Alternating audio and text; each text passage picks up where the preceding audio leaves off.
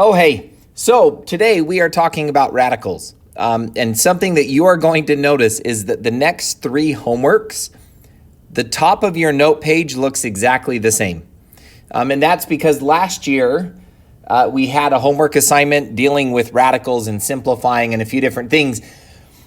And this year we took that homework assignment and we split it up into three homework assignments. So basically we are going to spend the rest of this chapter on something that last year we spent one class period on. And that's for a couple of reasons. First and foremost, college entrance exams and the ACT test this topic a lot. They want to see that you can simplify and do some things with radicals. And because there is such an emphasis at those levels, we want to help prepare you for that. All right. So basically what we're going to do, we're dealing with things like square roots, right? That's what a radical is. We're dealing with things like the square root of 72 or the cubed root of 47.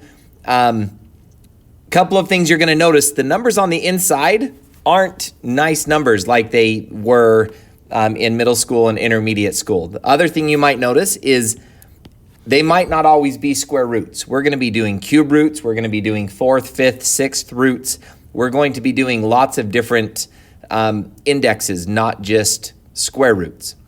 Another thing that you'll notice right off the bat in some of these examples, there's also going to be variables involved underneath the square root. So the idea is to spread this out over a couple of days, couple of assignments to help you get better. And what we're going to do this first assignment is I'm going to teach you how to be smarter than the calculator. So this first example down here, 2 root 75. If I put that in the calculator, if I say, hey, what is 2 square root 2 times the square root of 75?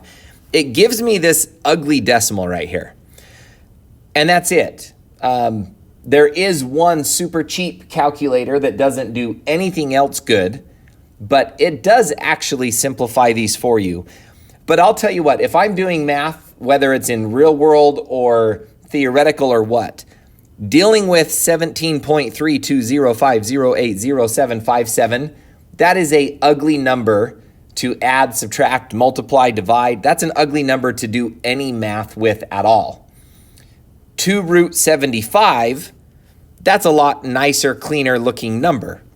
But I want to simplify it as much as I can. And that's what we're going to focus on today. So what you'll notice here at the top, I starred one property, and that's called the product property of roots. And it tells you that if you take the square root or any root of numbers being multiplied. So for example, if I want to take the square root of 8, that's not a nice number. But I can take that number on the inside and I can make that the square root of 4 times, whoa, what just happened? The square root of 4 times the square root of 2, because 2 times 4 is 8. And I know that the square root of 4 is just 2.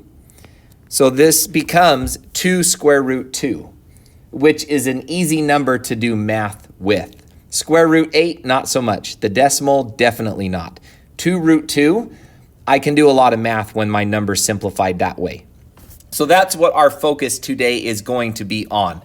Taking that number that is underneath and simplifying it and making it, reducing it to the simplest form that we can. So easy example to start off with, 2 root 75. Now, I have taught, 5 or 6 different methods of doing this. Some using the calculator, some using number theory. And at the end of the day, there is one method that always works, and it avoids a long list of mistakes that the other methods have. So that's what we're going to focus on today. And some of you along the way are going to find shortcuts, and that's great. But we are going to focus on this single method that works every time and is going to help you avoid some common mistakes along the way. So the first thing I need to do is I need to reduce that number inside as much as I can. All right, so what I'm going to do is factor that 75 down to its simplest form. So 75, I know is what, 3 times 25, right? 3/4. 25 is 5 times 5. And I think that's as simple as it gets. So I've got a 3 and a 5 and a 5. So what I'm going to write is, instead of 75, I'm going to write those factors. So I'm going to rewrite my problem to be 2 square root 3 times 5 times 5. And I'm going to leave them all under the same square root for now.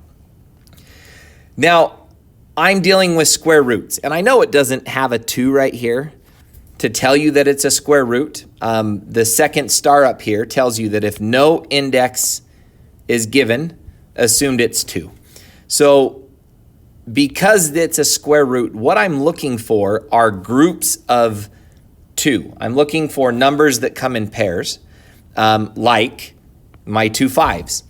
And what I can do is, if I have 2 5s on the inside, I can pull those out and turn it into 1 5. So instead of 2 root 3 times 5 times 5, those 2 5s on the inside, I can move to the outside and change it to just 1 5. And then I'm left with a 3 on the inside. And the last step is really easy because I know 5 times 2, that's just 10. So my answer becomes 10 root 3. That is pretty easy to do math with when it is in that simple form, as opposed to a big number underneath or a really long, ugly decimal that might not ever end. Okay, so number 2, a little bit different because mostly I've got this little 3 right here. But we're going to do the same thing. I'm going to take that 54 first, and I'm going to reduce it. I'm going to factor it all the way down to its base form. So 54 is what, 9 times 6? And 9 is 3 times 3, and 6 is 2 times 3. And none of that reduces, so I have a 3, a 3, a 2, and a 3. So I'm going to rewrite my problem. I'm going to put the 4 in front. I'm going to put my little 3 right here.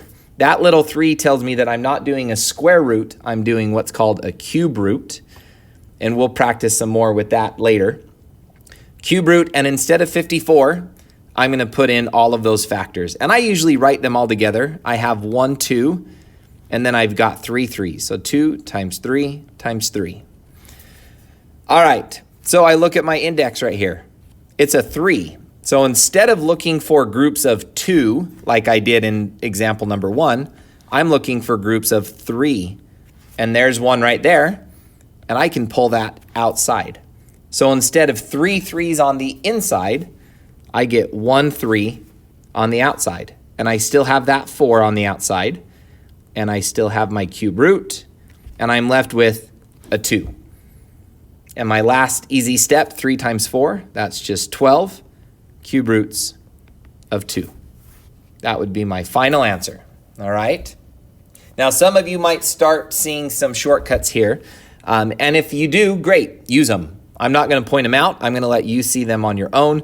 But if you start noticing some things that you can use, go for it. Just be careful as you use the shortcuts. Like I said, this method, it's not always the fastest, but it works every single time, and you avoid a lot of mistakes. So number 3, the square root. I know it's square root, even though there's not a 2, because there's nothing there. So I know it's a square root of 10x to the 7th. All right, so this one now all of a sudden has a variable in there. So when I factor the 10 to its simplest form, that just becomes 2 times 5. Well, I'm also going to take x to the 7th, and I'm going to factor it to its simplest form, which is really easy to do because it's just 7 x's, right? X, x, x, x, x, x, x, 7 times. So when I rewrite this, I've got a 2 times a 5, and then I have 7 x's. 1, 2, 3, 4, 5, 6, 7.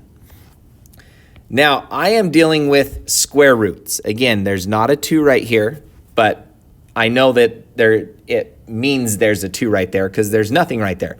So I'm looking for pairs. I'm looking for groups of 2.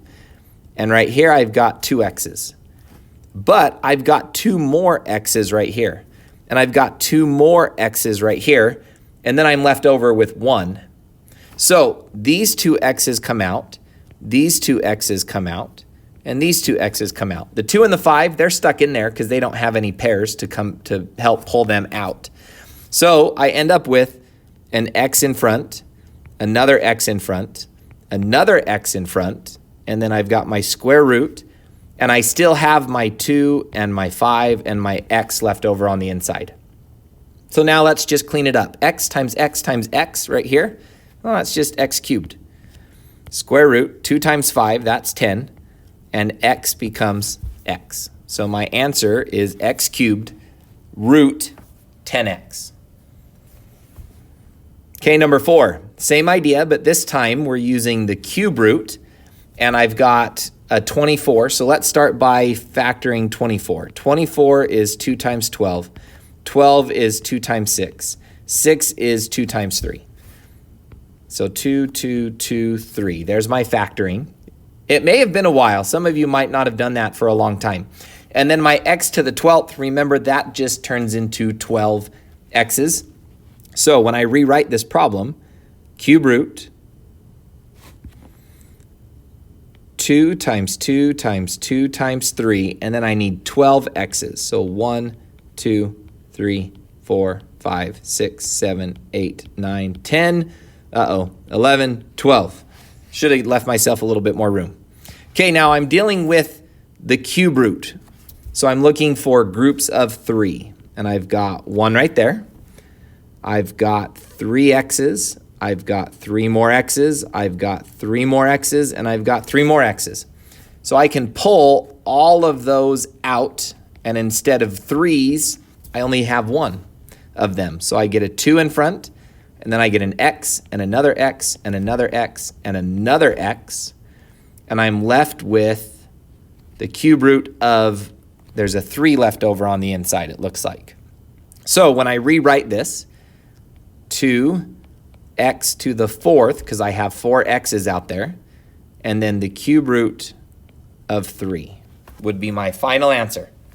And I know that doesn't look very pretty, but if I was having to multiply this or divide this or add this to another number, now it's going to be a lot easier to do than it would have been before. And we're not going to practice that yet. We've got a couple more days of this to do. Okay, number 5. Square root 98, a to the 4th, b to the 7th, and a c. So let's start by breaking down 98. That is 2 times 49. And 49 is 7 times 7. Well, that was nice. I'm already simplified. If you don't know that, if you don't know that it's 2 times 49, just start dividing 98 by stuff. Open your calculator, start doing 98 divided by 2. Well, it's an even, so that would be my first try, which gives you 49. So that's a nice, easy guess. But you can just keep guessing numbers until you get something nice. Luckily, because it's even, you start out with something really nice to begin with. And then I have 4 A's.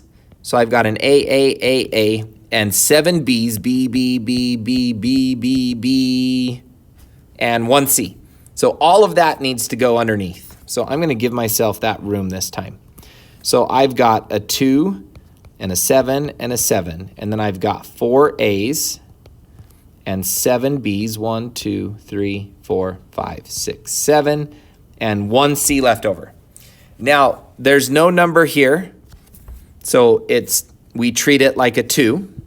So I'm looking for pairs, groups of 2.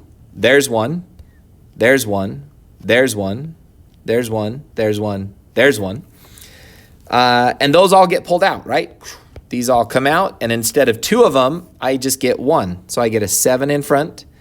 I get an A in front, another A in front. I get a B, a B, a B, and then I'm left over with what? There's a 2 on the inside, and a B, and a C left over. So when I rewrite this, 7A squared, B cubed, square root 2BC, which looks really messy. And it is. But it's easier to do math with that than it is with all of those numbers being stuck inside the square root. It's kind of like parentheses. We can't do math when there's a bunch of stuff stuck inside parentheses. So take a look at the homework. Try a couple of those at home. I think you'll get through that pretty quick. And what you don't at home, remember, we will spend class time, most of the class time, working on solving those problems.